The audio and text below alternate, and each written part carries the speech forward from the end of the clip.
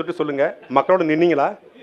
கரூர்ல கரூர்ல துள்ள துடிக்க உங்களை பார்க்க வந்து, உங்கள் தலைவனை பார்க்க வந்து, காலையில் 8:45 வருவதாக சொல்லிவிட்டு 12 மணிக்கு நீங்கள் வருவதாக நம்பி கரூர்ல கால் எடுக்க தண்ணீர் இல்லாம, மொபைல் டாய்லெட் இல்லாம ஆணும் பெண்ணும் குழந்தையும் காத்திருந்து செத்து போனாங்களே, துள்ள துடிக்க ஏன் ஓடி போனார் உங்க தலைவர்? பதில் இருக்கா?